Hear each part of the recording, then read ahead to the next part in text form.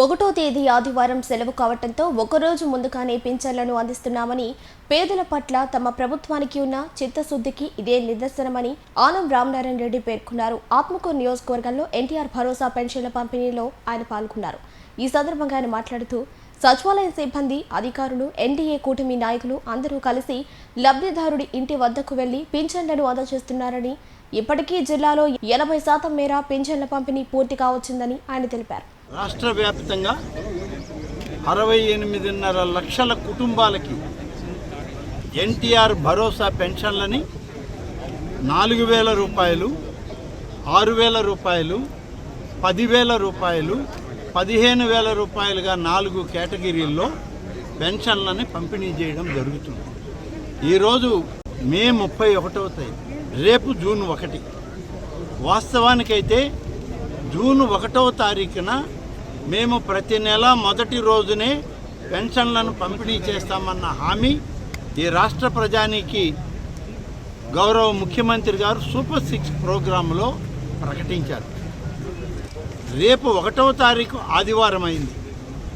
బ్యాంకుల సెలవు దినం, అధికారులకి సెలవు దినం, ఇవన్నిటినీ దృష్టిలో పెట్టుకొని ముఖ్యమంత్రి చంద్రబాబు నాయుడు గారు తీసుకున్నటువంటి నిర్ణయం ఈ రాష్ట్రంలో సామాజిక పెన్షన్లు ఏవైతే ఎన్టీఆర్ భరోసా పెన్షన్లు పథకం ఉందో అది ఒక రోజు ముందుగానే ఈ 68.5 లక్షల కుటుంబాలకి పెన్షన్ పంపిణీ చేయడానికి నిర్ణయించుకొని డబ్బు విడుదల చేయడం జరిగింది.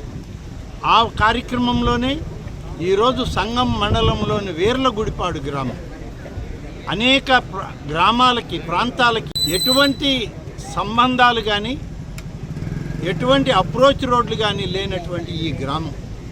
అందుకనే డివిజన్ స్థాయి అధికారులు, మా నాయకులు, సంగం మండలం ప్రతినిధులు అందరం కలిసి మీడియా ప్రతినిధులతోటి ఇక్కడికి రావడం జరిగింది. ఈ ఎన్టీఆర్ భరోసా పెన్షన్లు ఈరోజు దాదాపుగా 2,32,963 మందికి 77% పంపిణీ చేయడం జరిగింది. ఎన్టీఆర్ భరోసా పెన్షన్లని లబ్ధిదారులకి ప్రతి నెల మొదటి తారీఖున, అంటే ఈ ఒక రోజు ముందే 131,51,51,08,000 రూపాయలు పెన్షన్ రూపంలోనే నెల ఈ ప్రభుత్వం పంపిణీ చేస్తాము. ఆత్మకూరు నియోజకవర్గంలో 36,774 మందికి 16,10,44,000 మంది లబ్ధిదారులకి ఇవాళ మేము పంపిణీ చేస్తున్నాం. సంగం మండలంలో 6,530 మందికి 2,83,66,000 రూపాయల పెన్షన్ ఈ మండలం ఒక్క మండలంలోనే పంపిణీ చేయడం జరిగింది.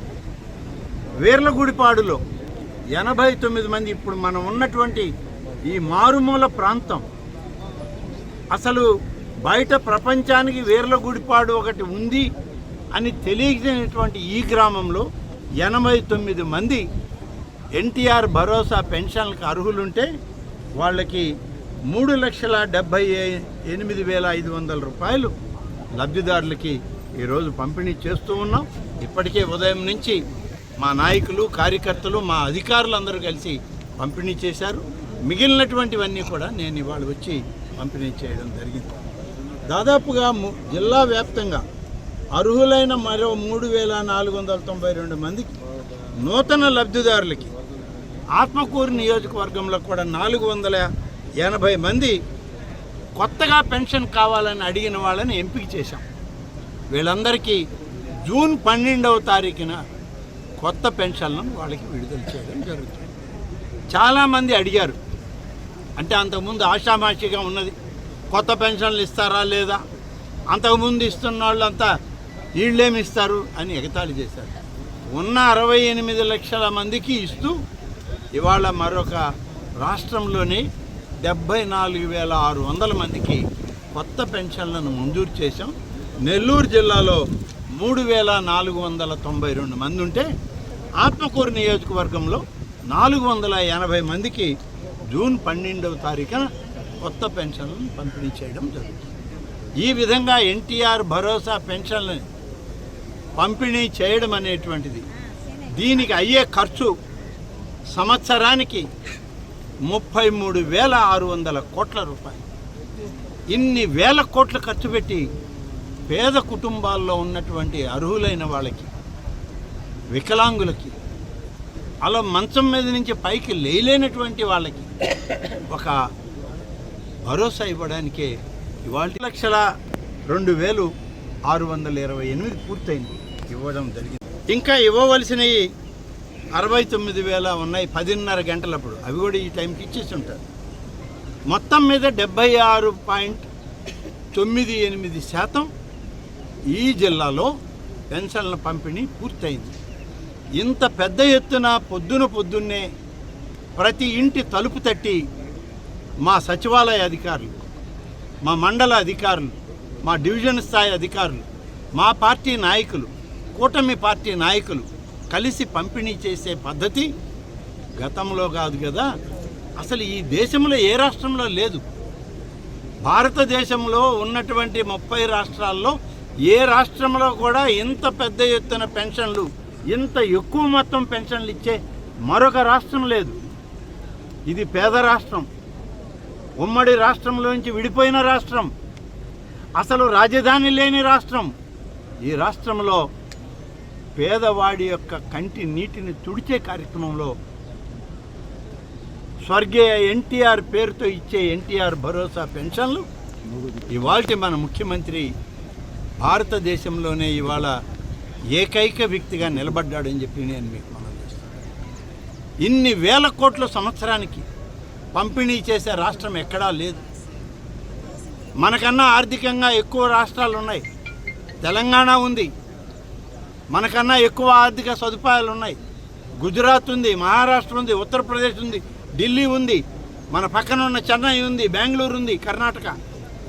మనకన్నా ఆర్థికంగా వేల కోట్లు అధికంగా వాళ్ళకి ఆదాయం ఉన్న పేద వర్గాల పట్ల ప్రభుత్వాలు ఇంత పెద్ద ఎత్తున పెన్షన్లు ఇచ్చేటువంటిది లేదు. ఇది ఒక్క ఆంధ్రప్రదేశ్ రాష్ట్రంలో చంద్రబాబు నాయుడు గారు ముఖ్యమంత్రిగా ఉండి కూటమి నాయకుడిగా ఆయన చేసేటువంటి ఈ ప్రయత్నం పెద్ద ఎత్తున కొనసాగుతుంది. ఇది ఇంకా కొనసాగుతుంది. కొత్త వాళ్ళకు మాకు రాలేదనేటువంటి ఇబ్బంది లేకుండా ఇప్పటి వరకు మా పరిశీలనకు వచ్చినవన్నీ కూడా పరిశీలన చేసి 74,600 పెన్షన్లు, కొత్త పెన్షన్లు ఇవ్వడానికి కూడా నిర్ణయించాము. ఇది ఈ ప్రభుత్వం యొక్క చిత్తశుద్ధి.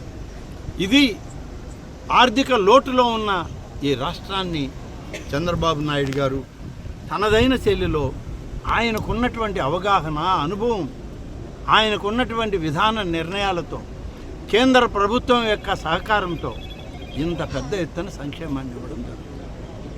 ఇప్పుడే ఈ గ్రామంలో సిమెంట్ రోడ్లు కావాలంటే ఈ వీర్లగుడిపాడు గ్రామంలో ఇప్పుడు ప్రారంభించారు. ఇంకొక 3 లక్షల రూపాయల సిమెంట్ రోడ్లు వేయాలి, వీళ్ళు డబ్బు మంజూరైంది. ఈ ఊరు అంతా కూడా సిమెంట్ రోడ్డు పూర్తి కావాలి అని అంటే ఇంకా 12 లక్షల రూపాయలు ఇస్తే ఈ ఊరిలో మట్టి రోడ్డు ఉండదు, అన్నీ సిమెంట్ రోడ్లే. కాబట్టే నేను ఈ ఊరికి వచ్చిన సందర్భంలో 12 లక్షల రూపాయలు మంజూరు చేశాను ఈ ఊరికి. జిల్లా అధికారులతో మాట్లాడి రేపే ఆదేశాలు ఇస్తాను. పంచాయతీరాజ్ అధికారులకు కూడా చెప్పడం జరిగింది. సోమవారం నుంచే మిగిలినటువంటి 12 లక్షల రూపాయల రోడ్లు కూడా ఈ ఊరు పూర్తి చేయమని, ఆ రోడ్లు పూర్తి అవ్వాలి. దానితో పాటు పేదవాళ్ళకి ఇచ్చేటువంటి ఇళ్ల స్థలాల్లో కూడా గతంలో మోసం జరిగింది. 1 సెంట్ ఇచ్చి ఇల్లు కట్టుకోమంటే ఇల్లు మంజూరు చేశామన్నారు, భూమి ఇచ్చామన్నారు. ఆ మునకలో భూములు కలవలేదు, ఇల్లు కట్టుకోలేని పరిస్థితి. కాబట్టే ఇవాళ వాళ్ళకి కొత్త విధానంలో తహసీల్దార్ గారికి, ఆర్డీఓ గారికి చెప్పాం, 3 సెంట్ల భూమి ప్రతి ఒక్క కుటుంబానికి ఇవ్వాలి. ఇది ఆంధ్రప్రదేశ్ ప్రభుత్వం ఉమ్మడి నాయకత్వం చంద్రబాబు నాయుడు గారు తీసుకున్న నిర్ణయం. ప్రతి పేద కుటుంబానికి గ్రామీణ ప్రాంతాల్లో 3 సెంట్ల భూమి ఇవ్వాలి. 3 సెంట్లకి దాన్ని లేఅవుట్ తయారు చేయమన్నాను. అందులో ఎంతమంది లబ్ధిదారులు ఉంటే అందరికీ, అర్హులైన వాళ్ళందరికీ ఇళ్ళు మంజూరు చేస్తున్నాం. ఈ రోడ్లు మళ్ళీ ప్రారంభించడానికి, ఇళ్ల పట్టాలు ఇవ్వడానికి, ఇళ్ళు మంజూరు చేసిన తర్వాత ఇళ్ళు శంకుస్థాపన కార్యక్రమానికి మరొక మాసంలో మళ్ళీ నేను వీర్లగుడిపాడుకు వచ్చి వీళ్ళందరితో కలిసి ఆ ఆనందంలో నేను కూడా భాగస్వామిని కావాలనేది నా యొక్క కార్యక్రమం. దీనిలో ఇక్కడ మరొక విషయం ఉంది, ఎందుకంటే మళ్ళీ మీడియా ఉండదు కాబట్టి చెప్తాను. వీర్లగుడిపాడికి రావాలి అని అంటే ఇది సంగం మండలం. వీళ్ళు సంగం పోవాలన్నా ఇక్కడ నుంచి ఆత్మకూరు వెళ్ళాలి, ఆత్మకూరు నుంచి తిరిగి సంగం వెళ్ళాలి. ఇంత దూరం చేసేటువంటి ఈ ప్రయత్నంలో వీళ్ళు అసలు బయట ప్రపంచాన్నే చూడటం లేదు, బయట ప్రపంచానికి దూరం అయ్యారు. వీళ్ళ బిడ్డలు ఎలా చదువుకుంటున్నారో తెలియదు, వాళ్ళని ఎక్కడ చదివించాలో తెలియదు, అసలు ఈ సమాజం ఎక్కడికి పోతుంది, బయట ప్రభుత్వాలు ఏం చేస్తున్నాయి, ఏదీ తెలియని అయోమయ పరిస్థితుల్లో ఈ గ్రామం ఉంది. ఒకవైపు పెన్నా నది, ఒకవైపు బేరాపేరు, బొగ్గేరు, ఇలాంటి వాగులు, వంకలు, నదుల మధ్య ఈ గ్రామం ఒక చిన్న గ్రామంగా నిలబడిపోయింది. ఎప్పుడు కూడా నన్ను అభిమానించిన గ్రామం. ఇంతకు ముందు రోజుల్లో నేను ఇక్కడికి వచ్చిన, అయితే ఇటీవల 2-3 పెద్దలు కాలం చేశారు. వాళ్ళు నాకు ఎదురొచ్చి ఈ ఊరిలోకి నువ్వు రాక్కర్లేదు, మేమంతా నీతోనే ఉన్నామని చెప్పి భరోసా ఇచ్చి పంపించేవాళ్ళు. కానీ వాళ్ళు లేరు, బాధాకరం అది. నేను ఇప్పుడు వాళ్ళ ఇంటికి కూడా వెళ్తున్నాను. కానీ ఈ గ్రామానికి ఎప్పుడైనా విముక్తి కలిగించాలి. అనేక దఫాలు ఆలోచన చేసిన చేయలేకపోయాం గతం. ఇవాళ ఇప్పుడే మొదలు పెడుతున్నాం. దాదాపుగా ఈ యొక్క గ్రామం నుంచి రోడ్డు, బ్రిడ్జి నిర్మాణం చేసి జాతీయ రహదారికి దీన్ని అనుసంధానం చేయాలి. కోలగట్ల, మన వాసిలి ఆ ప్రాంతాల్లో ఇది జాతీయ రోడ్డుకి అనుసంధానం చేయాలని మొదలు పెడుతున్నాం. 150 మీటర్లు బ్రిడ్జి పొడవు, 7 కిలోమీటర్ల మేర తార్ రోడ్డు కానీ సిమెంట్ రోడ్డు కానీ వేయడానికి అంచనాలు తయారయ్యాయి. 25 కోట్ల కుగ్రామమే ఇది. 25 కోట్ల రూపాయలు వీళ్ళకి ఎందుకు ఖర్చు చేయాలి అని చాలామంది ఆలోచించారు.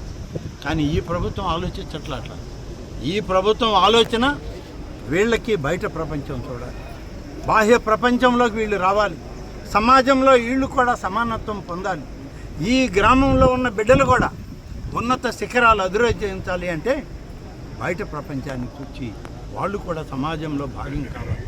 అందుకనే దాదాపుగా 25 కోట్ల రూపాయలు మంజూరు చేయబోతున్నాం. ప్రభుత్వంలో ఇప్పటికే అంచనాలు పంపిస్తున్నాం.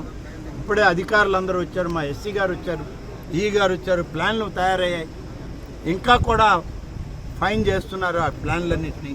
త్వరలోనే ప్రభుత్వ ఆదేశాలు తీసుకొని బ్రిడ్జి నిర్మాణంతో రోడ్డు నిర్మాణం చేసి ఈ గ్రామాన్ని జాతీయ రహదారితో అనుసంధానం చేసి సంగం మండల కేంద్రానికి 5 కిలోమీటర్ల దగ్గరికి తీసుకుపోయే ప్రయత్నం చేస్తున్నారు.